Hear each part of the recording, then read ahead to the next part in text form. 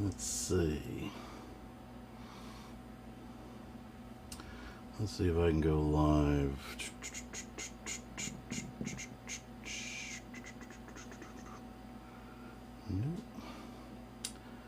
I will be with you, RetroTech friends, in just a moment.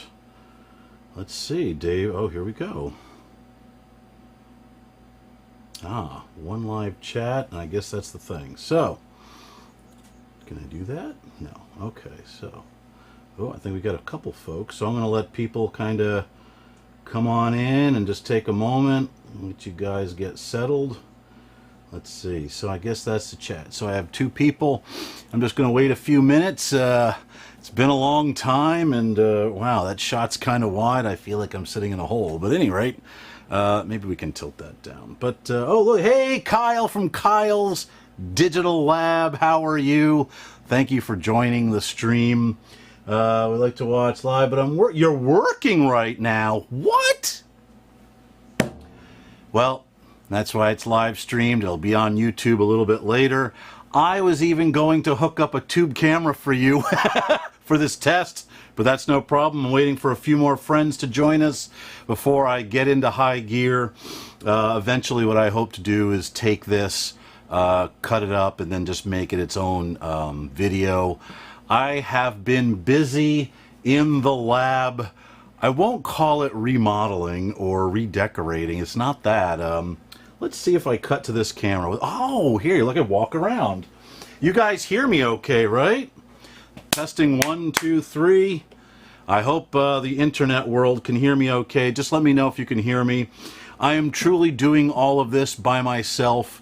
So typically when I do it by myself, there's always something that's missed, and I don't want to screw this up. So let's see. Oh, but wow. That's pretty funny. Anyway, so we're going to start in a minute. I'm hoping to get a few more people in, and then we will kick off. Let's see who we have. All right. Well, I'm going to get 3 watching starting. All right. So here we go. I'm on a delay, so it's throwing me off. I'm assuming that you can hear me. I'm going to give a test here. We'll definitely hook up a... Yes, of course. To just see... Yep.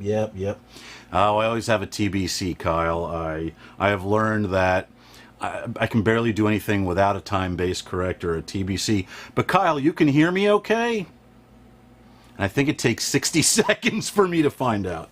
So I'm going to wait for just a few more friends. Just to give you an overview of... Hold on one second. I'm just going to step away because I have to turn something off. That's very important. Oh, there we go. So, today... let's see. I'm hoping somebody says they can hear me okay. I'm looking forward to conducting this test. My name is Dave from Dave's Retro Video Lab. For those of you that who don't know me, I love old cameras, and right now the lab is going through what I would sort of call a refresh. We took away the what do you call it? The glitter curtain. We put up more cameras, but I'm getting what's really cool, this shelf. The special custom steel shelving, fabricated, so I can display more stuff over there and really enhance the overall aesthetic of the lab. And oh, anyway, I guess I should put this is my stand-in. We'll put that over there. Okay, let's get going. So where are we? Here we go. I'm on my mark. So hey RetroTech friends, and welcome to another edition of Dave's Retro Video Lab, the channel where we check out old school video gear from yesteryear. Today in the lab we are going to check out this really cool little upscaler.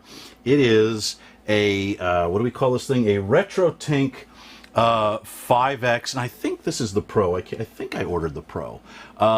This is what I would call the retro gamer industry is just gushing over.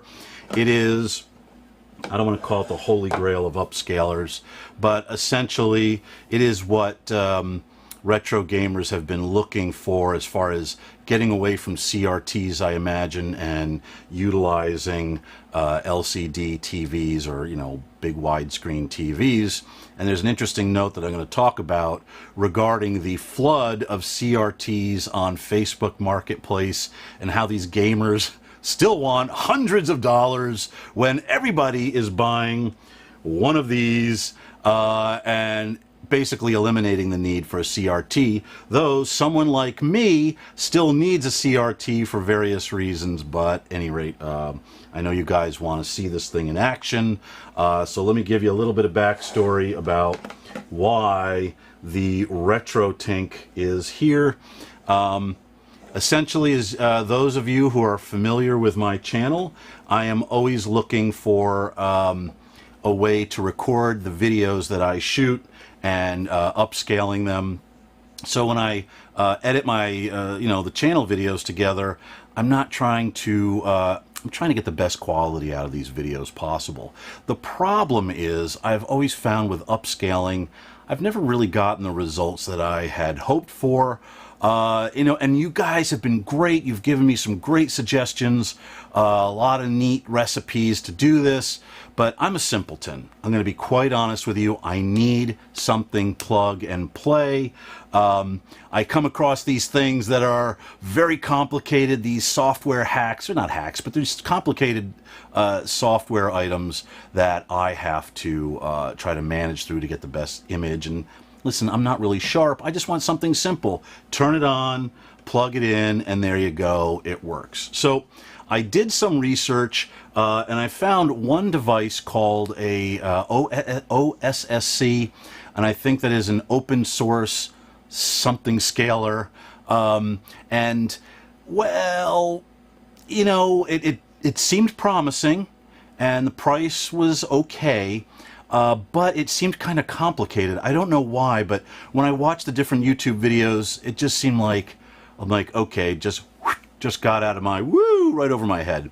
But as I kept diving down deeper into the rabbit hole, I came across the RetroTink 5X Pro, and this is an upscaler, and all the videos that I was watching from the retro gamers who were reviewing this loved it, and there was nothing negative. It was plug and play simple. And in a moment, I am going to actually take the output of this and put it on our on the air. But it's really not the air, it's ones and zeros, bit streaming, maybe that's what we'll call it. Anyway, so it's pretty simple, and let me show you the back end of this. Let's do this. There we go. Oh, wait, where am I? Oh, there we go, good. So, quite simply, you have, I don't want to take that out because I don't want to lose the signal just in case.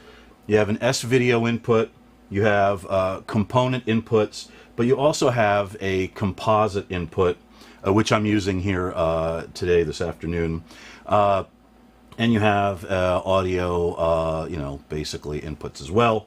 This all gets upscaled, and it comes out an HDMI cable out to your high def monitor. So the whole idea behind this, if you don't know what an upscaler is, it takes your low def vintage video game console outputs and it up converts them to high definition. And what's great about this is, at least when the gamers were saying, the retro gamers, my son keeps telling me I'm saying it wrong, but at any rate, what's interesting about this is the fact that the retro gamers are really happy with the overall output. So I thought, well, hey, if it's good enough for retro gamers, it must be good enough for us video camera guys, right? So I thought, you know what? I'll plunk down some cash, and I have to tell you, by the way, this thing, it ain't cheap. It is not for the faint of heart. This little plasticky box was around 300 bucks. Oh, and it comes with a little remote control. Where are we going here? There we go. A little remote control where you can call up the functions, which we're going to check out in a moment. So, like I said, so far I did a quick test and it actually works. So what we're going to do here right now is I'm going to switch over. I have the Hitachi equivalent to this RCA. What is this? This is a 30, right? Whoops. Where is it? It's a CKC 031. My apologies. So I have one of these on a tripod off, you know, the set or the lab, and I have it plugged into a power supply, and from there it is plugged into the RetroTink. So what we're going to do here is I'm going to switch over to the SD signal or the upconverted signal. Hopefully it's still there and it still is working. I have no idea. So this could be a huge bomb, and we're going to find out what happens here. So on live internet streaming, we are going to cut over, and hey, it's still there. So now I got to reference that camera. So, and I can go back. Oh, look at that. Hey, 2023 and 1984, 5 maybe. So while we're here, it comes with this little remote control. I'm going to cut around a little bit. The remote control gives you access to a lot of the RetroTink's features. And, oh, let me cut back to the old video camera. There we go. So this camera, by the way, just in case you're wondering, is a CMOS camera. It has a chip. It's not a tube camera. It's not a CCD, but it's a CMOS. And I can't think of what that stands for, but it's a chip. It's probably one of the first generation CMOS, or I don't know if you pronounce it COMOS cameras. But what we're going to do is I have the instruction manual here for the RetroTink. I lost the card that came with the Tink. You know what? I've been scrambling because, as I said, I'm trying to rebuild all this, and it is just taking a little bit of time. So what we're going to do here is there are several inputs for this. Like I said, you can scroll through, or you can change component, composite, S-video, and what's also neat about the RetroTink as well is it also it's really smart, and the instruction manual is pretty involved. I don't have a lot of time to get into it, but it does a lot of the thinking for you. And one other note too about the Tink, here, let me put it right there, I guess. One other note about this, let me see if this will work like this. Hold on. All right, there we go. One other note about this is that it has presets for other video game console, for most, if not all, of the old retro game consoles. So I'm going to go through this. Oh, what do we have here? Hey, Robert, how are you? Good to see you. Because I lost the card for my RetroTink with the remote control instructions, I'm going to learn together with you what this does, and I'd be willing to bet the sensor for the remote. Oh, here, let's put this over here. So let's put the cables there. So here we go. Let's take a walk around the park with the old RetroTink. Now, earlier when I was testing this, somehow I screwed things up and I totally lost the signal. So, and it just, and I had to repower it, or do a power cycle, as we say in the TV business. So I might screw it up. We may have to bail out to this camera, but we're going to go back to the old camera, and hopefully this will all work. So let's start with, I'm not going to go through the inputs, not necessary, and but like I said, you have S-video, component, and composite inputs. Let's see, let's go into the, the function. We did the function inputs. Oh, we're going to cycle to the output resolution. Now this could kill me on YouTube, so let's see what happens here. And I think you're going to see this. All right, there's, oh, there we go. That's probably what I really wanted to have. So that's what, underscanning. Oh, what else? Oh, thank you, Robert Vance. I appreciate it. Like I said, about an hour ago, I had this idea. Hey, why don't we do this live? Not always thinking this through, but trying. So here we go. We're going to continue on. Oh, no, I think I locked it up. Oh, no. Wait a minute. So hold on. So I locked it up, but don't worry. We are going to do a power cycle here. I have a feeling what happened is I'm using vmix. Let's go back to 4 and see what happens. So I use vmix, and I'm guessing there was probably a setting in here, a resolution it did not like. So what I have to do is go to the input, I guess, right? Oh no, don't tell me I screwed it up again. Yep, hold on. Alright, this is where I lose you all. Hold on. Like I said, I'm kind of testing this out. This is not the smartest thing to do. So if I had a monitor where I could see this, which would be smart, but you know, I've never claimed to be particularly intelligent. So here we go. We're going to go through the inputs. Let's find, you can see SCART. Oh, there we go. That's probably the S-Video. There's a SCART connector on the side. Let's keep going. There's no SCART. Ah, there we go. We're back to composite. So, let's go back to the output resolution. I think we know that's going to screw this up. So, we're going to move on to the option button. Here we go. Ready, the option button. Wait a minute. We already know what the input is, so uh-oh.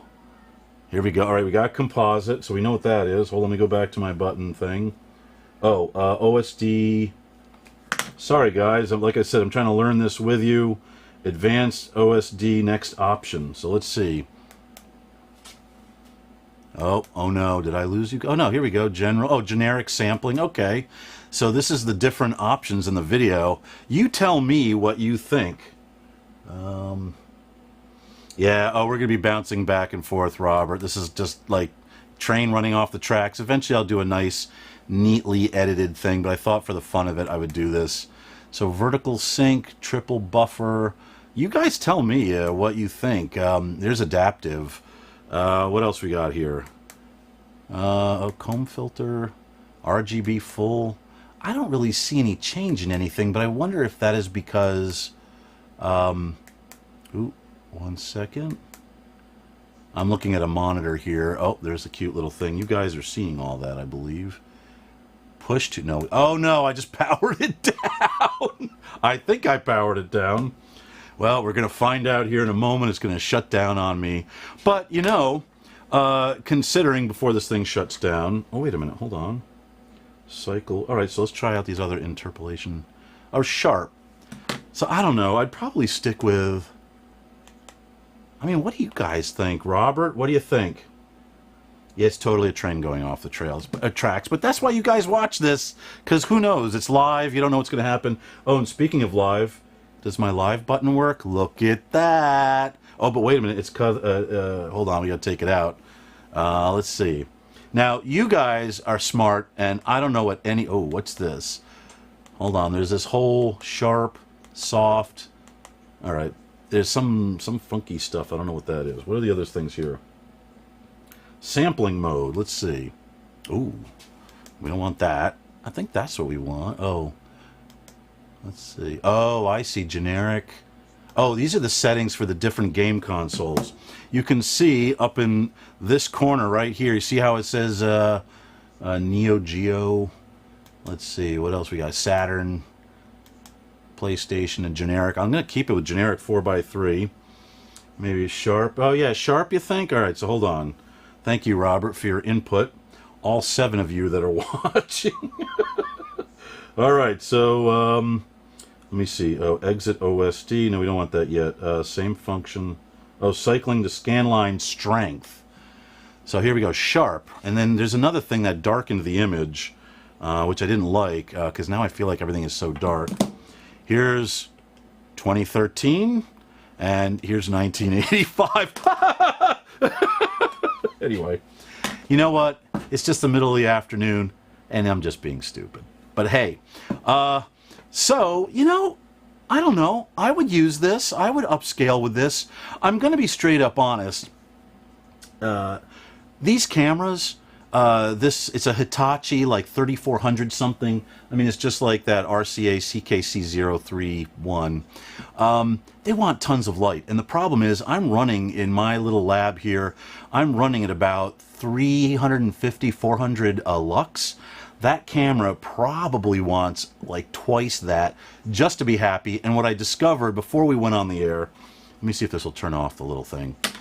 Before we went on the air, the camera, I realized the auto iris, the iris was not working. So it's in auto right now. But I think, oh yeah, so I can see that clear. Okay. Who else? What else we got here? Let's see. Let me try. I don't want to have this thing shut down on us again. So let's see, cycle to, we don't want the output resolution. We learned that screwed things up and shut the box off. So let's option button. So let's click this. Oh, that did nothing. Hold on. No. How about this? Oh, here we go. Oh, I think that screwed things up too. What about this? No. So then we're going to go to the resolution soft. I think sharp is good. The only question is, now, what I was planning to do, and I raced to do this because I wanted to share this with you because I was so excited about sharing, hold on, where is the little mark? There we go. Sharing my RetroTink 5X experience with you live as I sort of figure this out. Essentially what I want to do, let's go back to this, this is more fun. So essentially what I want to do is when I do my camera reviews is use this to upscale the output of the cameras. So when I edit the reviews together, I'm trying to present the camera, you know, as best as I can. I edit the, you know, Dave's Retro Video Lab episodes are edited in 1080 30p. And before, when I started editing the show, or when I was in the early days, I would just take it into Adobe Premiere, take, you know, the tiny little 240 line resolution box and go brrr. And let's turn this thing, that off. There we go. And I would scale it up and it just looked like dookie. And then I'm like, there's got to be a better way. And I've been talking about this for a better part of 3 years. I've tried Topaz AI. I have tried, and Topaz AI, admittedly, I may not be using it right. And that might be part of the problem. But it takes a long time to render the videos. Oh, wait a minute. Hey, not, oh, is that what that means? Sega Genesis. All right, full disclosure. I know very little about retro video games. I will be honest, I did buy an NES console to play Zelda back in like 1988, around there. And I do have an Atari sitting around. One of these nights we're going to have game night, and we'll just play Atari and Intellivision because I have that stuff. But let's see, what else did I do wrong here? But I can see the scale. Oh, wait a minute, hold on. It's showing odd. Oh, you know what? There is a setting here. Let me see, because there was something where you can turn scan lines. Hold on. You know what? We might as well go to the. Sorry, guys. We're all experienced. Oh, hold on. Sorry, that's my producer. Where in the world is the here's the instruction manual. All right, so we have different filters, color space. Okay, I get it. Vertical sync. Wow. Oh, scan line. Here we go. Off, on, polyphase. Oh, okay. 2 polyphase. Now, you guys are smart. I'm like a layman. You guys may know all this stuff here. Let's see. But I can clear. Let's see if I can get to the scan line thing. Soft, sharp, generic. Oh, I see. So there's the Genesis, PlayStation 1. So there are presets as we were showing earlier. So let me see if I can get back to the scan lines again. Hold on. Let's see if I can fix this. Like I said, this is sort of a train running off the tracks. But you know what? We'll get back to 2023 for a moment and let your eyes relax. Watching that old video might just be too much. Let's see. Shift image. No, we want on-screen display. Shift and no, we don't want that. Cycle to next output resolution. That's what was screwing me up earlier. Same function. All right, so scan line. Oh, yeah, next scan line. So ready? We're going to go back to the old camera. And this is the scan line. Let's see. What do we got here? So that's soft. Oh, hey, Ariana. How are you? Good to see you. Long time. Well, not long time. You were on the Christmas show last week. Month. See, that's... Oh, I'm looking at the wrong camera. Let's see. What else we got here? Let's try sharp. Soft. So the interpolate. All right, but hold on. Where's the scanline stuff? Hold on. Did this kill it the last time? Oh, there's generic. Sampling. These are the game console settings. All right, still checking. Saturn. I don't see any difference, but you guys might be staring at your like computer screens like up close.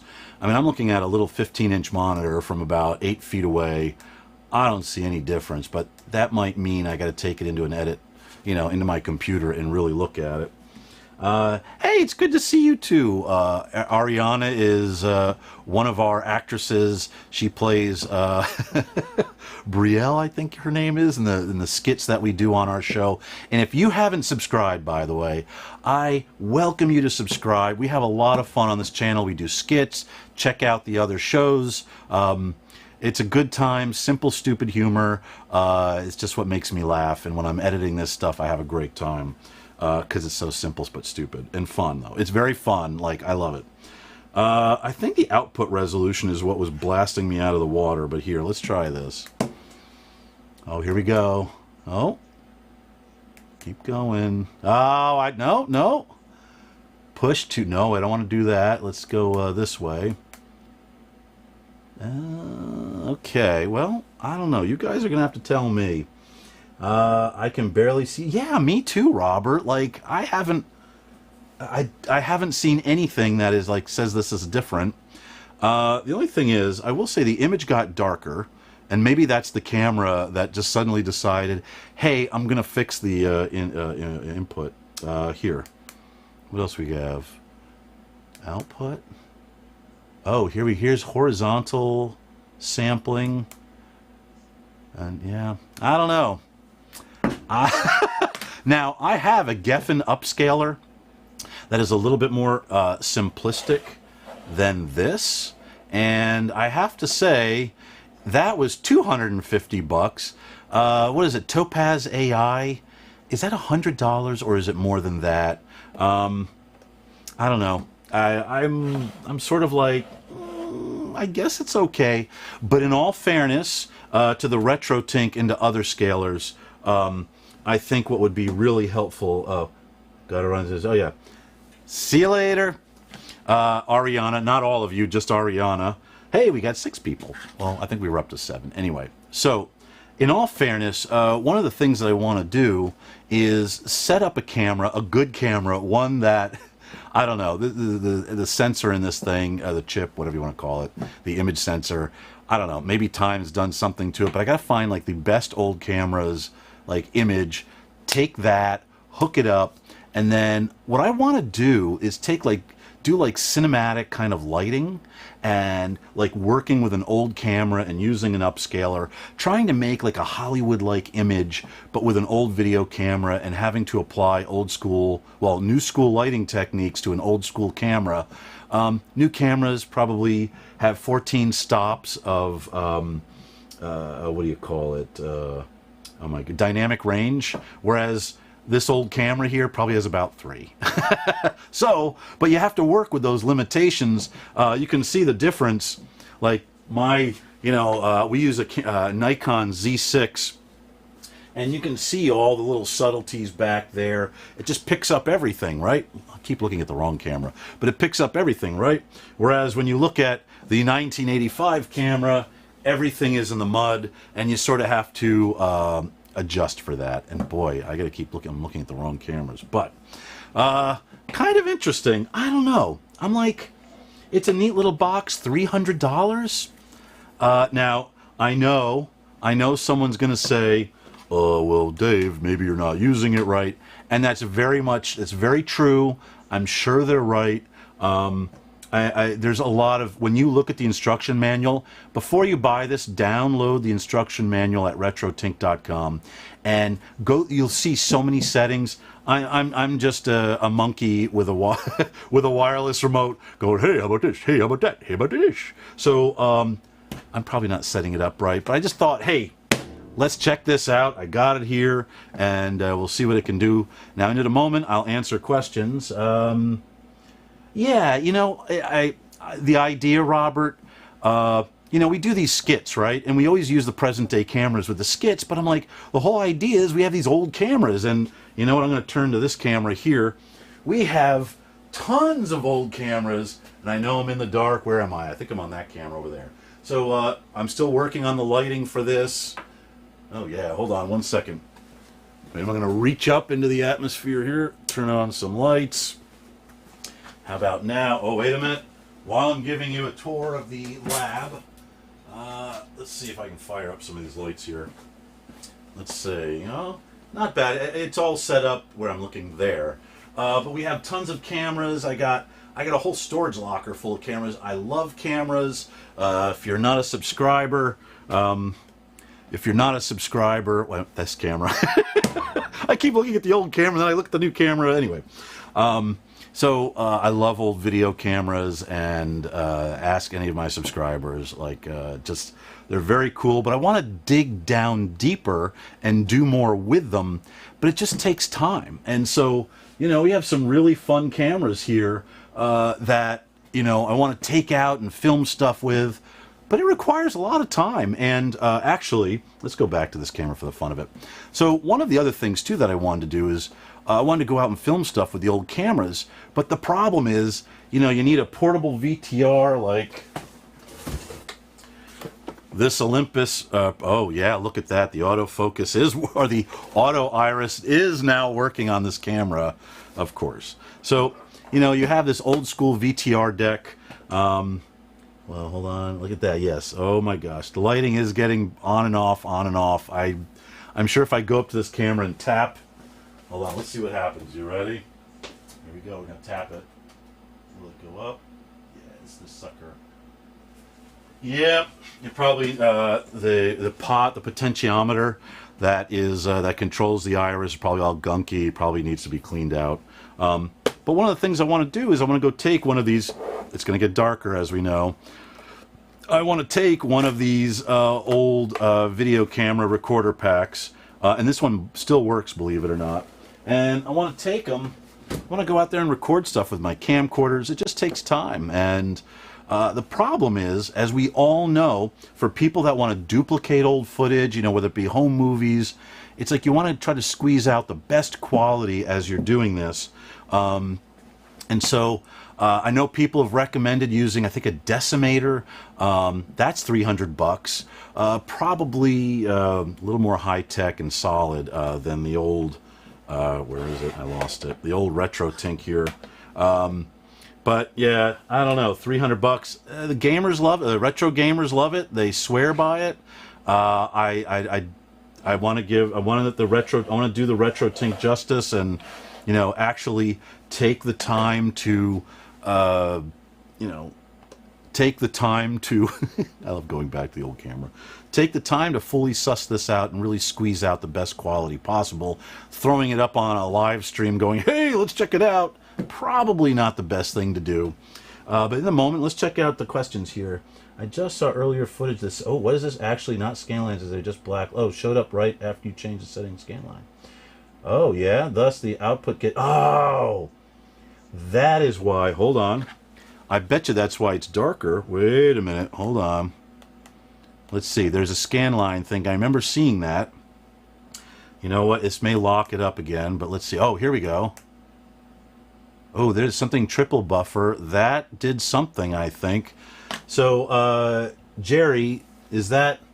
Gary, I'm sorry. So, Gary, do me a favor. Let me know if the triple buffer works better. I mean, it kind of seems like it's okay from a distance. Let's see. I bet that takes a lot of work for that. Yes, it does. Oh, the outside recording, you could get a Sony... A DSR 50, do I? Hold on. You know what? Because we're here, we're spending an afternoon together. 4 of you... Hold on, let's go back to present day. 4 of you are taking the time to hang out with me today, and I can't appreciate that enough. We'll do a little camera walk around. So, we have one of these guys. Here, let's see. While we're here, let's see. Hold on. Let me... It's a big one. Oh, yeah, it's a big one, Dave. Sure is. Hold on. Oh, yeah, this is one of... this is a camera that I got on eBay, and I have to say, I don't want to say I got it for a steal, but the guy who was selling it did not realize it's a... What camera is it? It's from 2004, and this thing is in actually great working condition. Good friend of mine, Dr. Smart. Hold on. Wait, what's the model number on this guy again? Friend of mine, Dr. Smart. He fixes these. Oh, it's a DV5000. And there was one little piece up here that was broken, Yeah, actually, it's right here. It's a little joint that screws in together. Here, hold on. Here we go. And the whole thing works. Like, no problem.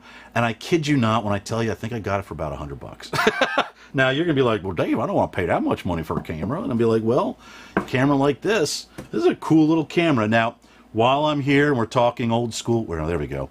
While we're talking about old school cameras, I'm going to show you, you know what, hold on. Let's go back to this area here. All right, so a camera that is, I was pleasantly surprised by, is this guy here. What is it? Oh, this is a JVC DV300 camcorder. What's crazy about this is it puts out 700 lines of resolution. It actually has a menu system that is very, what I'd say, like an ENG type pro camera, where you can go in, adjust the gammas. There's other, that's like the dark areas, the blacks in the setting, in the picture. And it has like what I would call like entry-level pro features, and it puts out a starting, I can't even say it, an amazingly great picture. And I got this for 50 bucks on Facebook Marketplace. And you know what? I know people are all gaga for Sony's VX1000, blah, blah, blah. And yeah, really cool camera. I owned one when they came out in the day. But this thing is like for bang for the buck. Here's what I think about this. Nobody knows anything about this camera. People sell them, don't know any better. And this is a powerful little camera. It even has, where is it? Oh, in the front there, way about this way, Dave. It even has an XLR input. There might even be one in the back. I mean, it is a sweet little camera. Oh, actually, there's two. No, it's just the one XLR input. So, you know, so there's really cool cameras out there that you can pay like 50 bucks for. People don't know any better.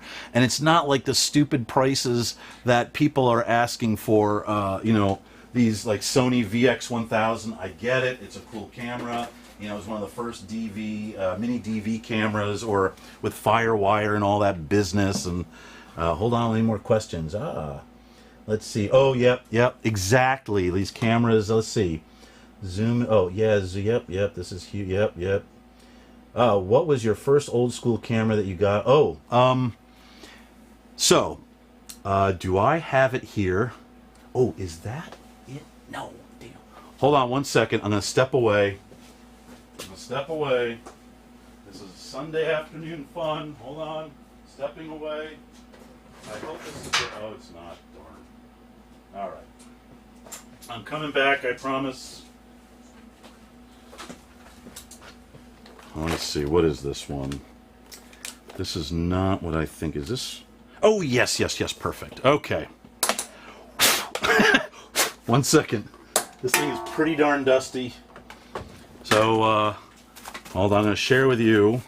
This is not the first, this actually, I take it back, might be the first camera that I purchased post, like, when eBay came out, when I discovered eBay. Let's go ahead and take this. I'm going to flip this up because I have no camera person today. But what we have here is a RCA, and I want to say this right because I always screw it up, a CC017. When I was a kid, when I was like 15 years old, I think this is from 1984 maybe? Shoot, I don't want to have to take it all. Oh, wait a minute. There's generally under the viewfinder is where they have the date the camera was manufactured. Oh, wait a minute. It was manufactured in March of 1984. So, with this camera, let's turn around this way. This is the cool part. And let's do this. Sorry, I'm kicking around the poor RetroTink. Wait a minute. You know, we should actually hook this up and see what it looks like on the RetroTink. And yes, maybe we'll do that if I don't totally trash the whole thing. But to get back to the long-winded answer that I'm trying to get to is when I was like 15 years old back in 1984, this was the camera that I wanted. I don't know why. An RCA CC017 was like the camera to have. But it was too expensive and my family, pardon me, couldn't afford it. And I would even look at the New York Times. We would get it every Sunday, and they would have all the New York camera companies and the RCA, what is it again? I always screw up the name. The CC017 camcorder. Now, this is not a camcorder. This is one of those cameras that you got to get the recorder pack here, and you got like, I don't know, this is probably a good 6 pounds, and the camera with the battery. No, the battery's in the pack. But at any rate, but to answer your question in my long-winded, very long-winded Dave way, so I couldn't buy this when I was a kid. Pardon me, it's so dusty. Sorry. Anyway. So fast forward to like 1999, I think. I was in line to get tickets, and I'll never forget this. I was in line to get tickets for the Phantom Menace premiere in Los Angeles. I lived out there, and I heard these kids in front of me talk about something called eBay. And I actually tapped them on the shoulder, and I said, "What is eBay?" And they're like, "Oh, it's an auction site where you can buy stuff." Well, that was the beginning of the very end. And let me tell you, I got a storage locker with more of this stuff that my wife is just giving me the hardest time over. But so the first camera that I bought, to answer my long-winded way, was this RCA CC017. I actually bought this camera here, and I also bought the record pack that went with it. But the record pack was dead. Didn't know anybody how to fix it. And I tossed it. I know, please forgive me. I know that was sacrilegious to say, but I tossed it. Oh, we got a bunch of other questions. Oh, yes, Max. This is a old school tube camera. I would turn this on, but you guys, if you're willing to wait, hold on. All right, let's see what other questions you guys. All right. Yes, this is where the addiction began. Oh, and you know what? So here's a crazy phenomenon that's going on, is that you have these knuckleheads, and I'm so sorry, but they are. You have these knuckleheads on eBay that they think anything that's old is worth something, and it's not. It's just, listen, it has, what do you call it? It has value as far as, you want to remember it, and it takes you back to, it's a nostalgic kind of thing, right? Well, people are like, whoa, I think I can get about $300 for this darn camera here. And I'm like, no, you can't. It's it's just a plasticky camera that I wanted as a kid, but I'm not going to spend $300 for it.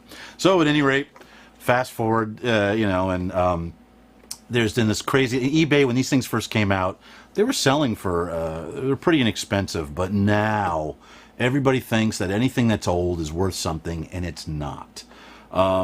Talk about old. CRTs, by the way. Actually, I came across a very interesting, it's not a problem, but let's discuss the RetroTink for a quick moment. Where are we? We're running off the tracks. Here, the old RetroTink. So, the funny thing about this is, why are retro gamers buying this? They're buying this because they want to unload their CRTs so they can have a big, large screen, HD, 4K TV, whatever. So they basically pull everything together, right?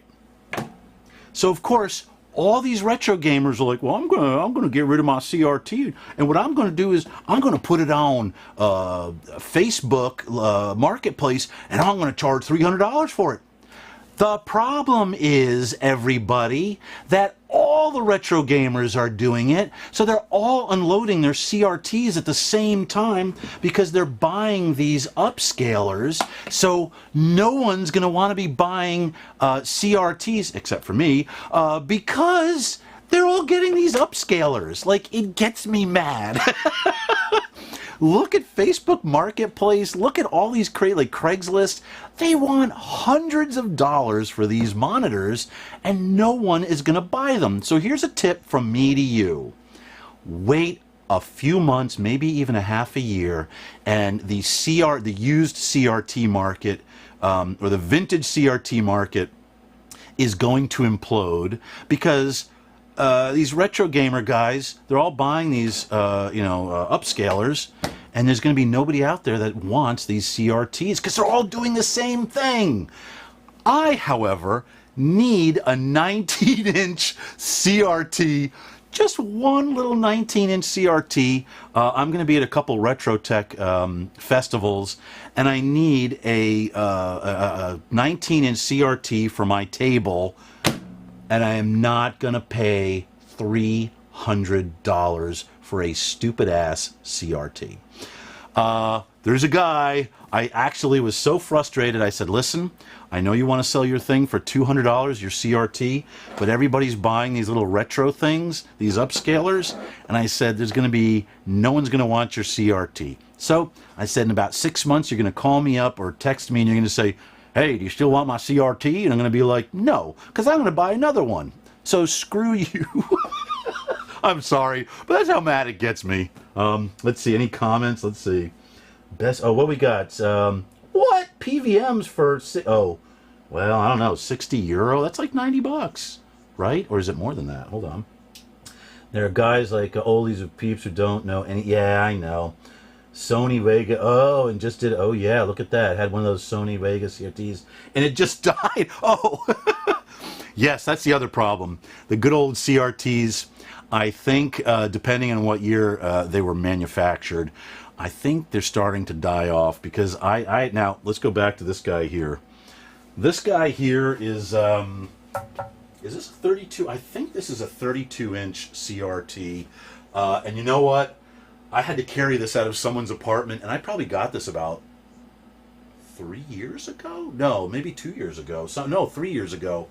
And it still works great. It works wonderful. It looks great. If we come over here, I have, and I know you guys are going to be like totally into this, but let me see if I can pan over. Hold on.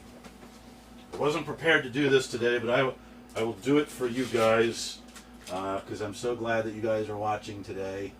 Hold on. Just give me a second. Just got to check the focus.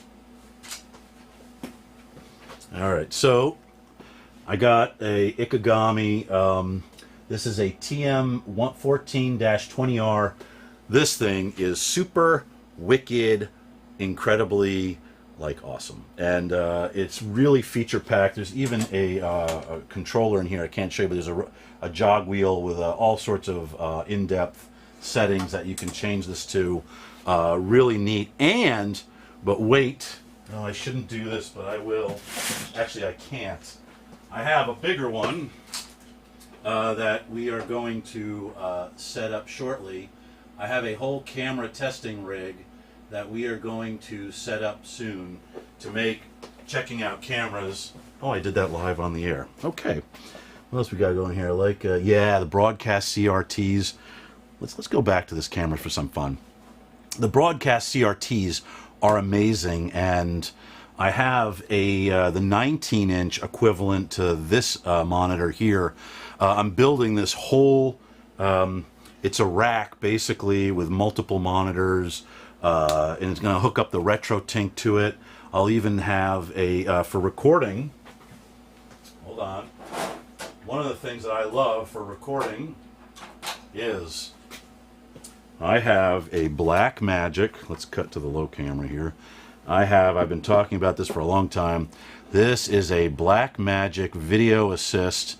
This is the HD model, and with the RetroTink, you can actually, let's see, we'll move it all in this way.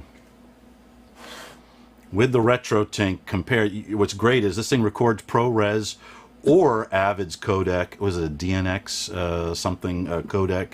So when I want to record the output of the old camera runs into the RetroTink runs into this thing. I can just play record, put it on an SD card, and then walk it over to my edit bay and then just pop it in and use it to record. Now, what other things we got going? Hold on, we got more. All right. So let me ask you guys a quick, oh, we're on that camera. Well, let me ask you guys a quick question. Do we want to test out the CC0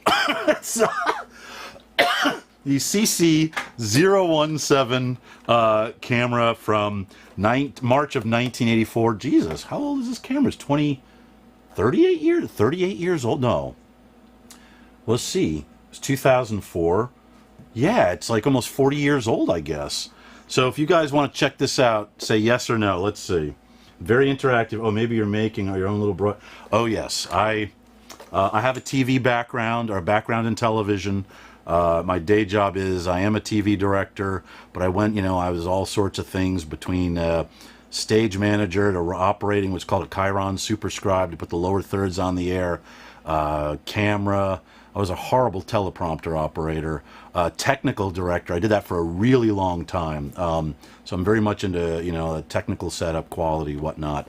Let's see, we getting the answers about setting this thing up. Hey, Austria! Holy macaroni, that's awesome. Wait a minute, Switzerland have the Matterhorn? I'm an idiot. Anyway, let's see, what else oh, Max said yes. Let's hook this up. Okay, so what we're going to do, Max, this is, hold on, let me see. I'm going to try to do this as efficiently as possible because there's a whole tripod and a plate. And if you guys want to see dead air for about 5 minutes, not 5 minutes, like 3 minutes. Are you guys into that? I'm interested in seeing, yeah, okay. I figured you guys would say that. I knew better. Oh yeah, that doesn't really, that's not really mounted there. That's just a secret, guys. This thing is not real. Anyway, so we're gonna go ahead. Whoops, hold on. All right, so I'm really up close right now in the camera, and I'm swapping out. I got the power supply. I don't know if you can see it right there. So that's the, we're gonna plug this sucker in. Okay, so we're gonna plug this in right here. We got it all set up. Now we're gonna turn it on. Well, I don't want to turn it on yet. I gotta disconnect the camera that's right over here. So give me 1 second. I know we got dead air. That's the last thing you want on TV. It's a big no-no. I get it. But in the meantime, so you're asking questions about old cameras and stuff. Little by little, when I was single, I started amassing. Ah, by the way, this is the camera that I was initially filming. Hold on, let's get. Oh, I don't have the camera anymore. Where is it? There we go. This is this. Basically, it's an RCA CKC031, but it's the Hitachi equivalent. Fun story with this camera. Some knucklehead won it on eBay, and if he's listening, I'm sorry for calling him a knucklehead, but it's just what happens. Some knucklehead wanted $100 for this, and I'm like, dude, it's not worth $100. I said, and I waited him out. He had it up for like 7-8 months, and I waited and waited and waited, and then finally he had a, what do you call it, a best offer, whatever it is, make an offer, and I said, how about $25? Sold. I love stories like that because it's like, you know what? Go screw yourselves. You want to charge $100? Good luck. But ultimately, I will wait you out until you can't take it anymore and you have to unload the very junk that you thought was worth something. And I'm so sorry to be so frank, but it's just the way it is. All right, kids, you ready? Here we go. We're going to put the camera on the tripod. Actually, I'll turn it on first. Here we go. Ready? Let's turn on camera 4. Is it going to power up? I have no idea. All right, here we go. There's a picture. It's come. Oh, this thing stinks. Oh, my gosh. Uh-oh. It says it wants a white balance, but 1 second. Oh, this is not good. I don't see anything. Hold on. Let me go back to... Let me figure out before I set this up. It says it wants a white balance. But you know what? There's a possibility that the tube... Oh, auto iris. Oh, wait a minute. I know I'm teasing you guys. Hold on. Oh, yeah, this is a hot mess, but let me figure this out. I have a feeling what I've learned is that these old tube cameras, sometimes you got to give them a few minutes for them to warm up. I had 2 Canons, I think they're called VC200s or something, little tiny cameras you hooked up to a VHS deck, portable VHS deck, and I thought they were dead. But Dr. Smart, my camera fixer guy, repairman, he said, oh, leave them on for a while. And I left them on for like 30 minutes, not that we're going to do that here, and amazingly enough, they came back to life. So, if you buy a tubed camera, like this one here, what is this, a Nuvicon? What is this? Let's see, guys. What are you saying out there? There's a startup screen. Turn green. Yeah. Oh, so yeah, that looks... Yep. So, let's see what's going on here. I see something fuzzy. Something's going on here. Let me continue. I got the iris open. You can see that, here, let me put this down here. You can actually see that oh man, I'm not bouncing it around. You can see the autofocus is trying to hunt around there as I move the camera around. Right now, we're getting this. I think the tube is still warming up. And I've widened out the shot, like, so I just think it's a matter of a few minutes, and I hate saying that. But this did work when I first got it. I believe it did work. So, you know what? We're going to let this, I'm going to leave this on for a little while. I'm not going to leave it so you see it. But we're going to get back to this and see what happens. Tell you what, I'm going to take this off. I know it's not really exciting to look at.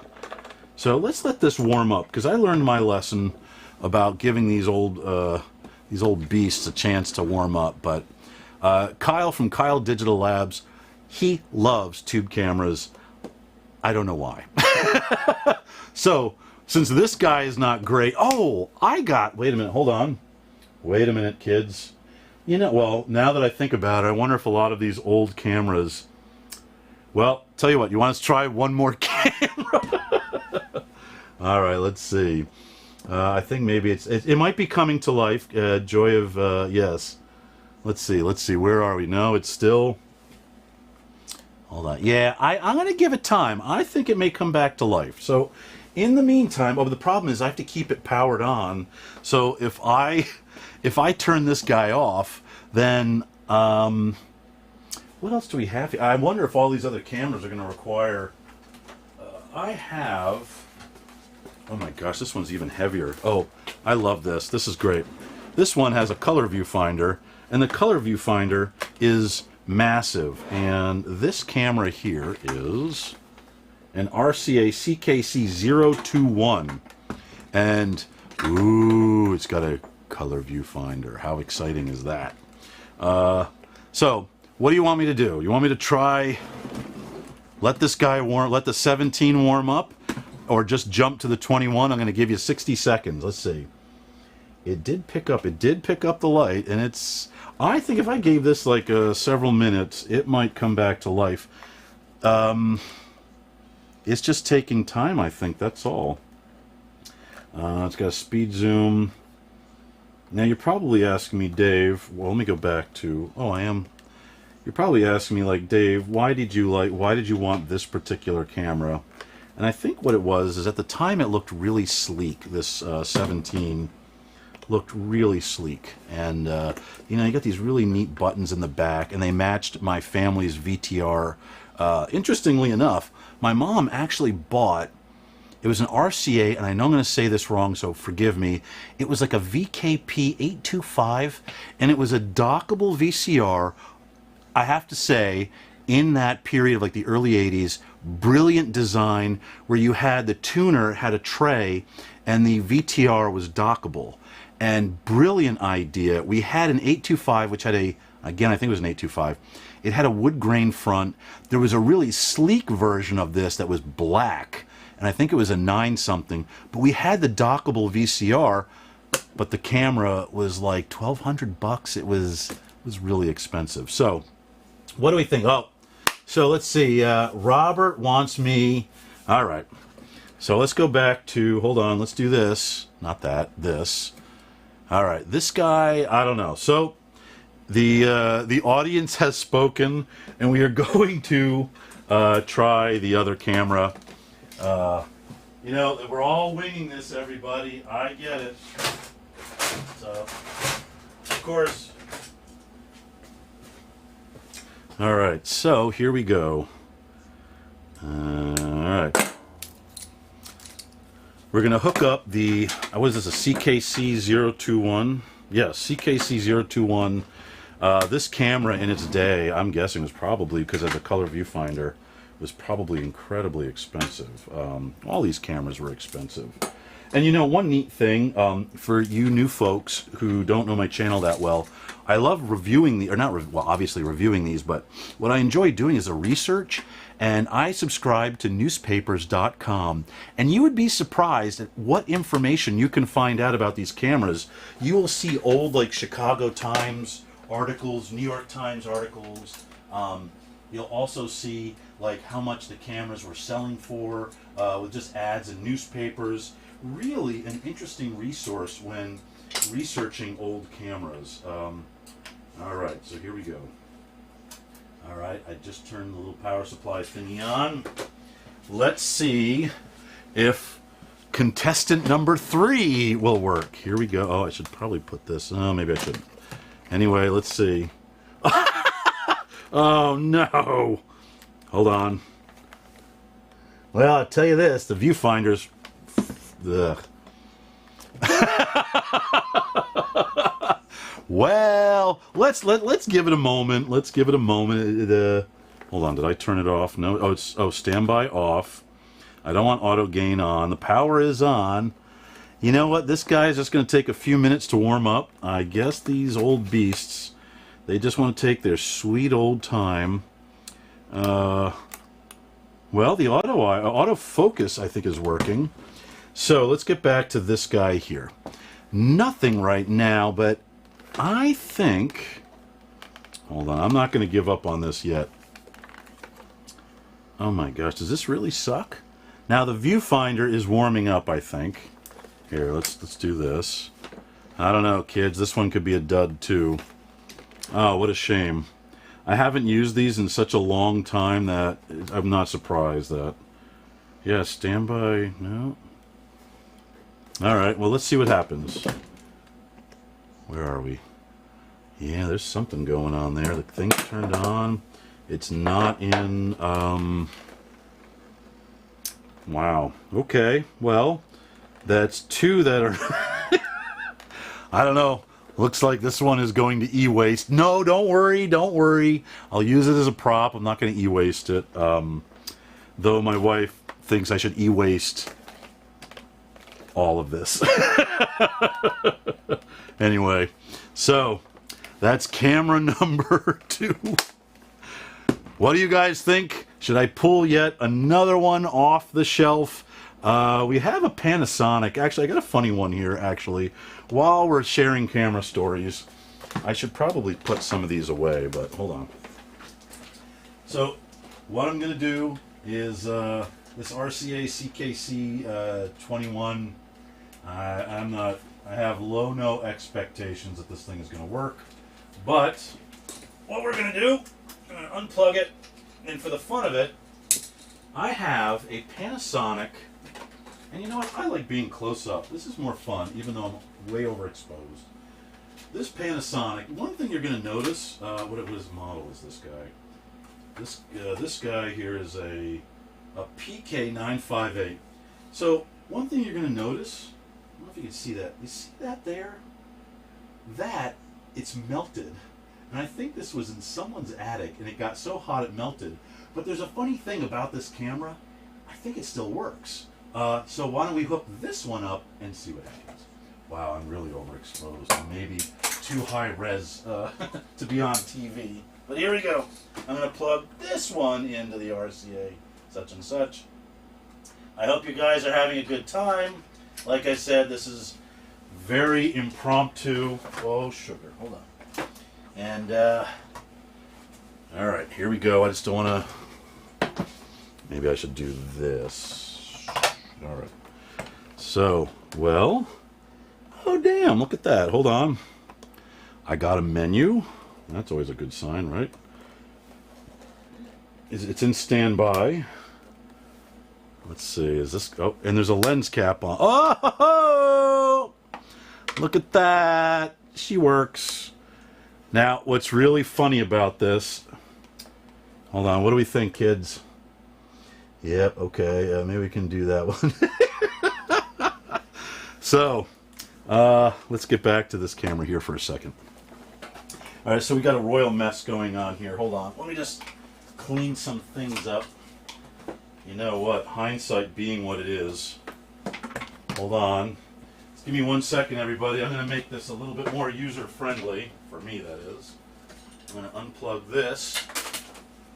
So the lab here is very functional. So we have, instead of running a cable 50 miles, I can just plug it down here.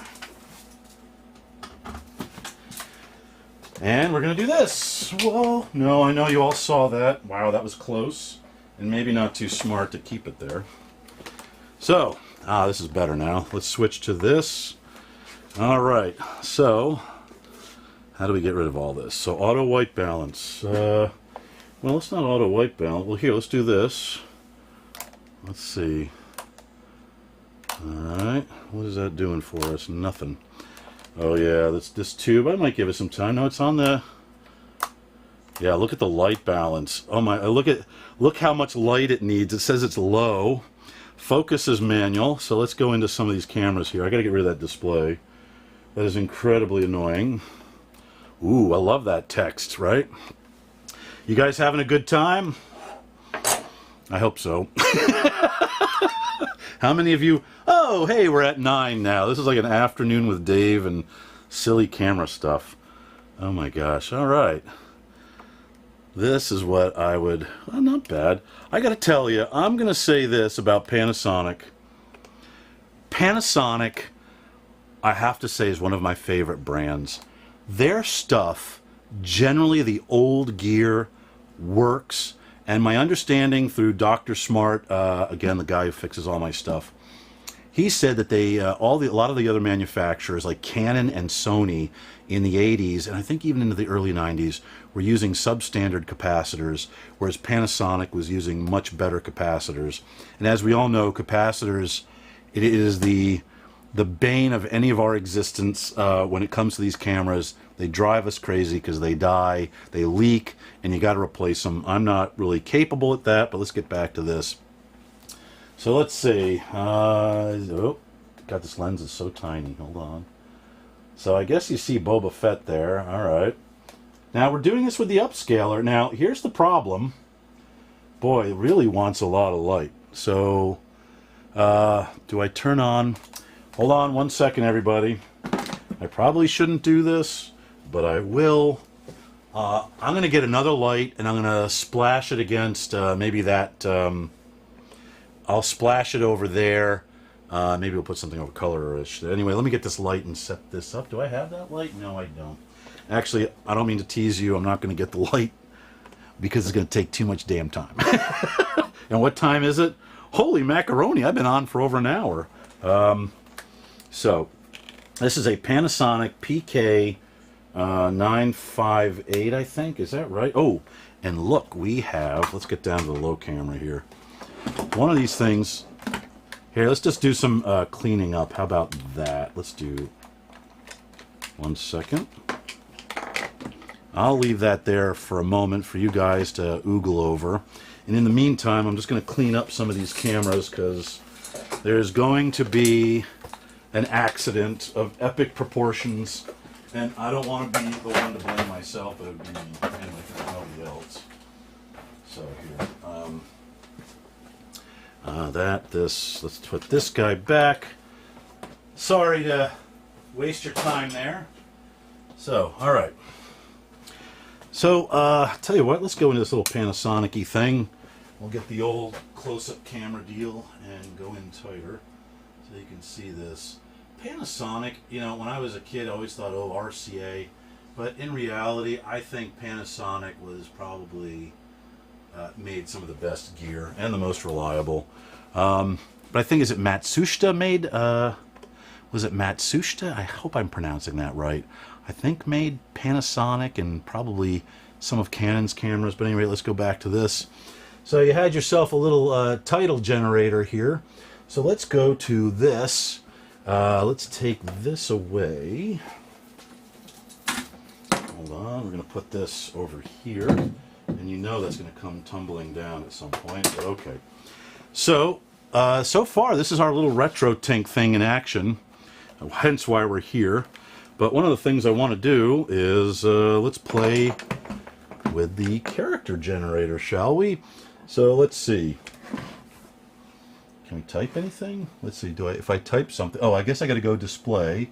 And then there was that other display thing, right? Oh, we don't want to do that. There we go. So then what do we do? Do we go backspace? Are we clear?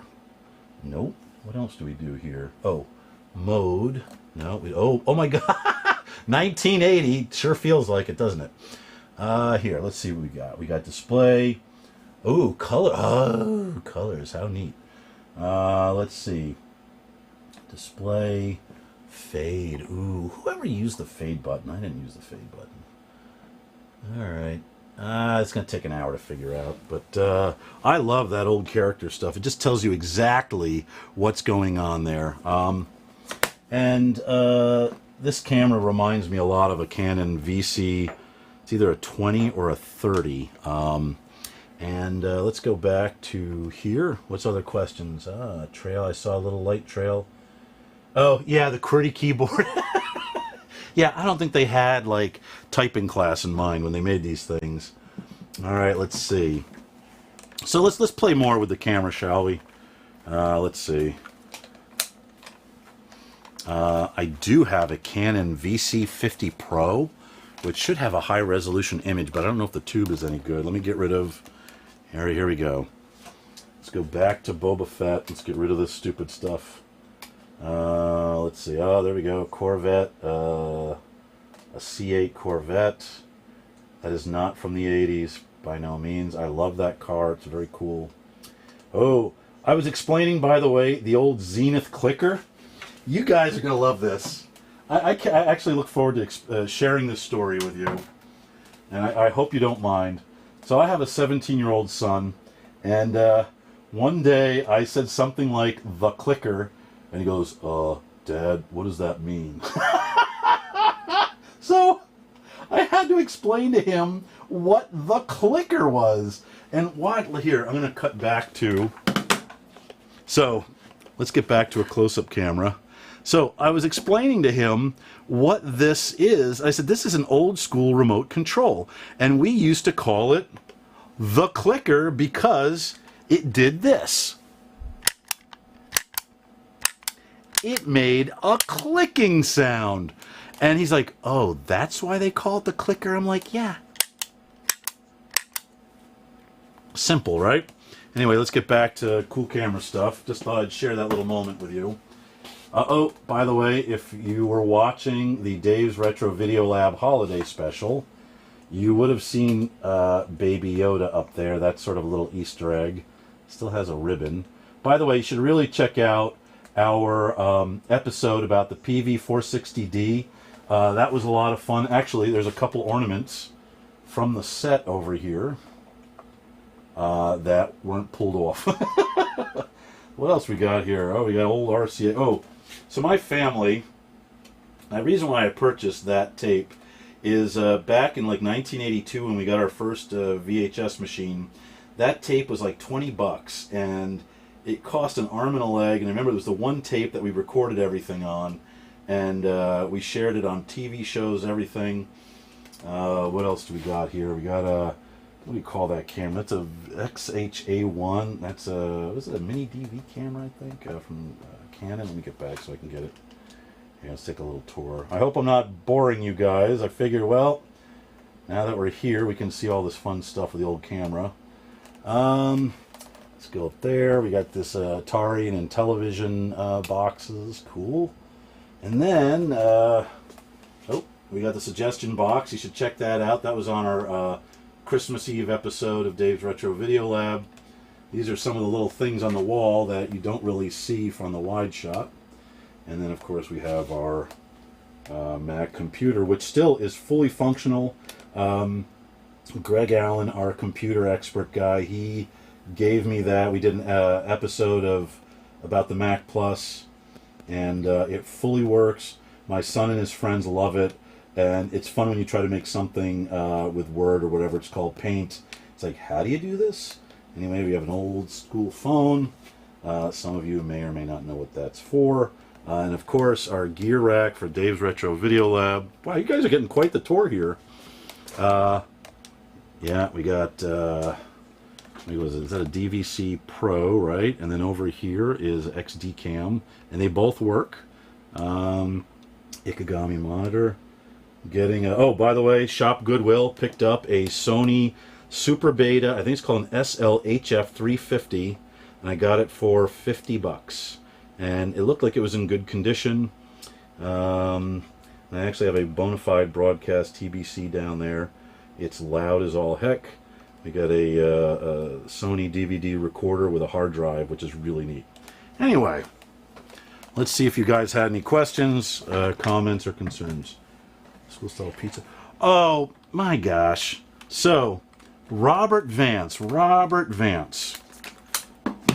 We did, now we didn't do it with an old camera, but we had a Saturday night pizza party, Dave's Retro Video Lab style. It was one of our first, actually I think it was our very first live stream. I don't know how long ago it is. Well, did I delete it? Maybe I didn't. But yeah, we did a pizza party. We had the crew here, but we didn't do it with an old school cameras. But one of the things that I want to do, and with this RetroTink, we can now do it, is I plan on doing a live stream with, I have a, I think it's called a Panasonic, I know I'm going to muck up this name, an MX70 switcher, and I'm going to do an old school streamcast with all old cameras. Actually, I have a box of these old JVC S-VHS little camcorders that I'm going to use for my studio cameras. Let's see. Yeah, the old school. That's very funny you mentioned that. So that's this little Panasonic here. It works amazingly enough.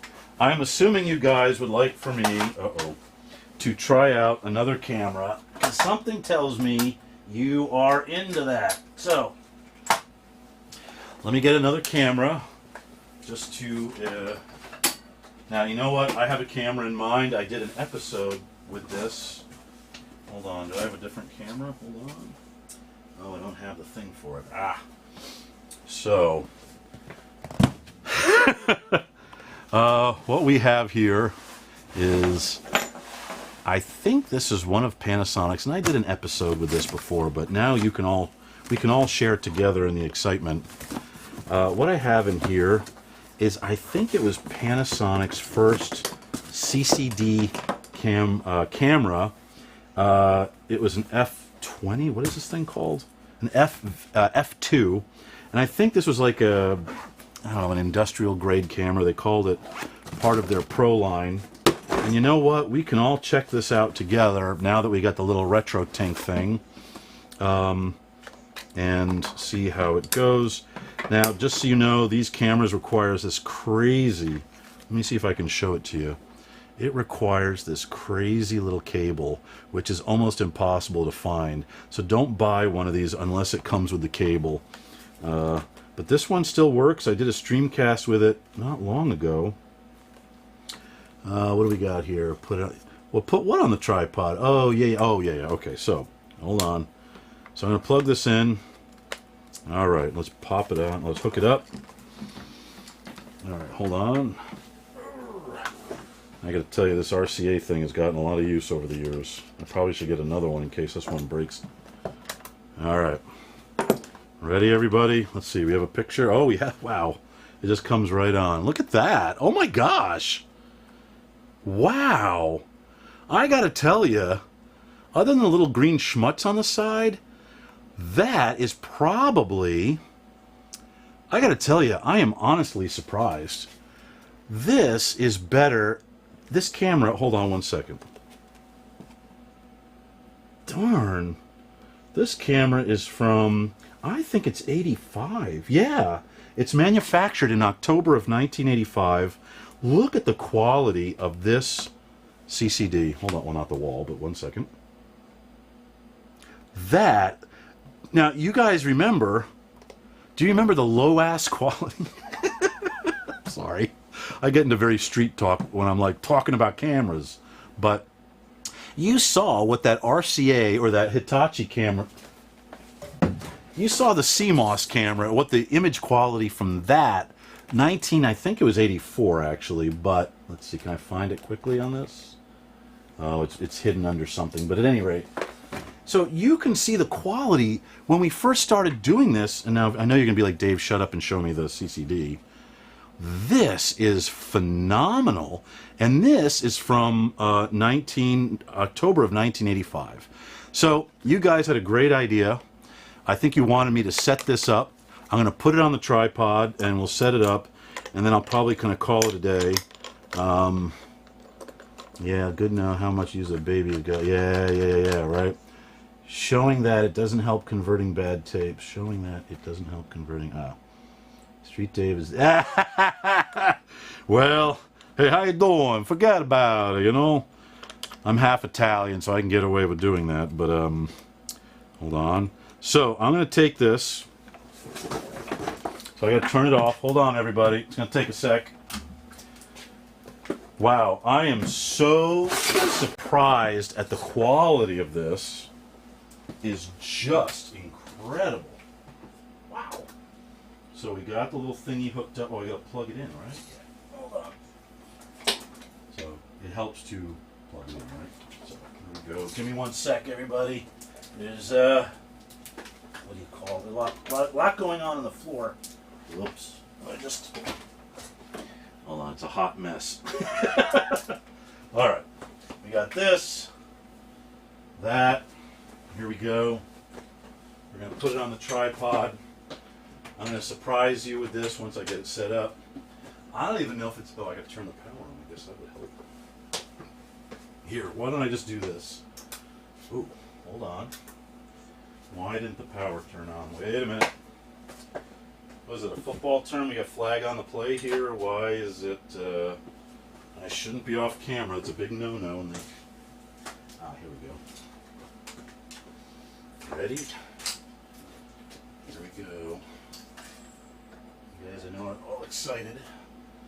So, alright, I'm just going to widen this out. Oh, that's as wide as it can go. Hold on. Alright, and it wants a white balance. Lighting level says it's pretty good. Alright, here we go. Wow. Hold 1 second. Let me just see if I can adjust the level. We got a flashlight. Let's just see if there's some settings. Oh, there's an iris. Let's open the iris a little bit. Or is it an auto iris?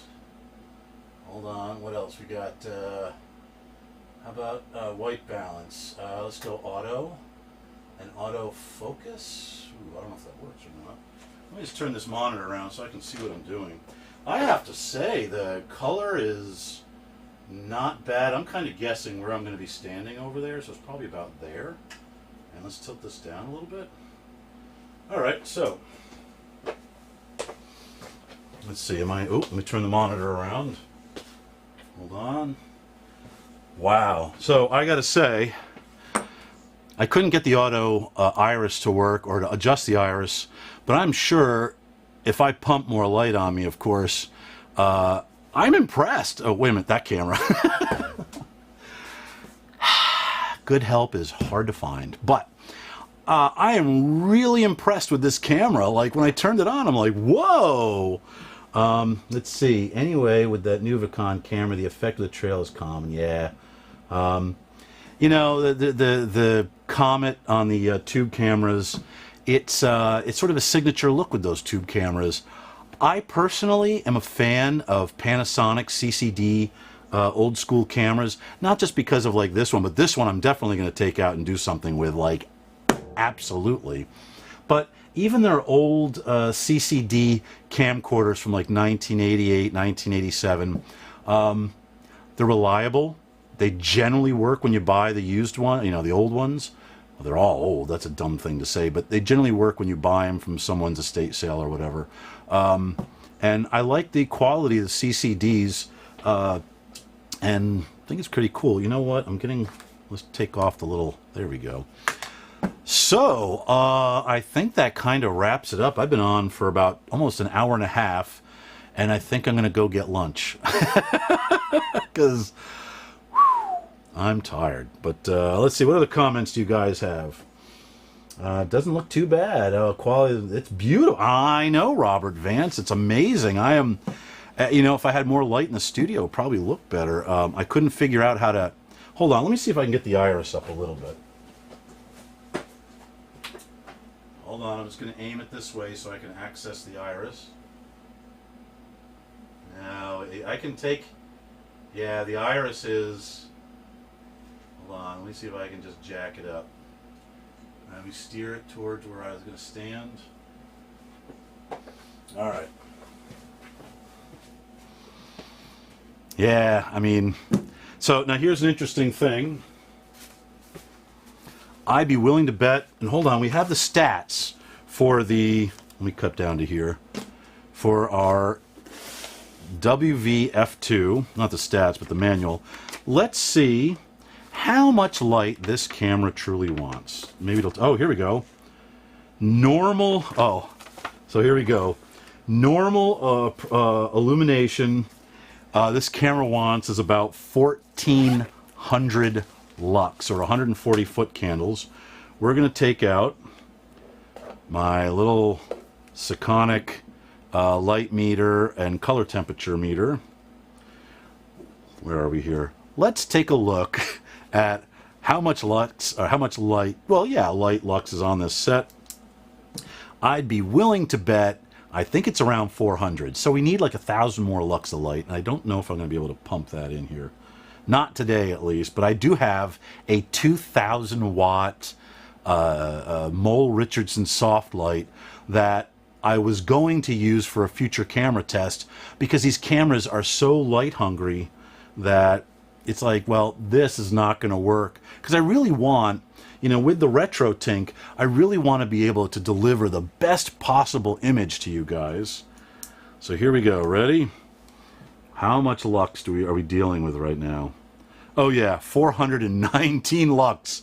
This camera, and I'm sure there's like an auto gain circuit. There's probably a lot of noise up in the dark areas. But I will say, all the cameras we just looked at, by far, this Panasonic, I'm guessing it's one of their Pro line cameras, and it's the first CCD Panasonic, I think. I gotta tell you, I'm really impressed. Like, I am like flabbergasted. You know, again, that camera's almost 40 years old, and the image quality, you know, is not bad. So here, hold on. Let's, what do we got? Not made for indoor. Yeah, true. But hold on, I'm gonna try this. I'm gonna guesstimate where my head's gonna be. Let's see if I can go for a tighter shot. Let's see what happens. This is all purely a guess. Oh yeah, there's a lot of headroom up there. 1 second. It might be the tripod tilting up. Oh yeah, it's totally the tripod. There we go. Let's lock it. How about, oh, not bad. Wow, you know what? So now, that being said, should we play with the RetroTink? Should we play with the RetroTink to see, maybe now that we have a better quality camera, maybe we can see some of the RetroTink upgrades? So here we go. Ready, everybody? Let's go through sharp. Oh, hold on. Oh, I'm seeing something there. I think sharp is definitely one way to go. All right, let's see. Let's put this back. Hold on, everybody. Sorry. All right. So while we're here, we're going to take one more sweep with the RetroTink.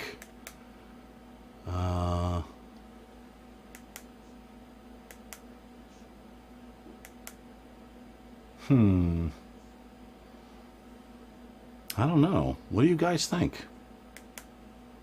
Ooh.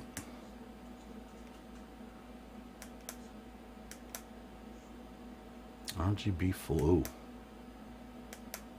I am seeing little subtle things going on there, but you guys are probably staring like right up at your screens. So I'm going to give you, you tell me. Ready? Here we go. I'm going to look at the camera and I'm going to talk, and I'm going to leave each one of these up for about 5 seconds, and then you guys all report back to me. Is it sharp? Is it this polyphase 80%? Is it the triple buffer? Is it motion adaptive, which might be for something specific? RGB full.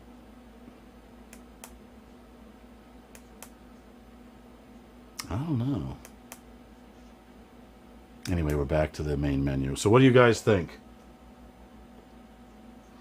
I know, but these I mean, still, listen, I know you guys are just talking about these things are made for consoles that put out 480, hold on, I mean, those were made.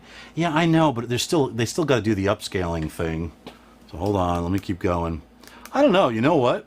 If I had to record this into my Blackmagic, I would totally use this, I think. I mean, this camera is certainly great. And if I hooked up that JVC DV5000 or even the DV3000, 300, certainly, wow.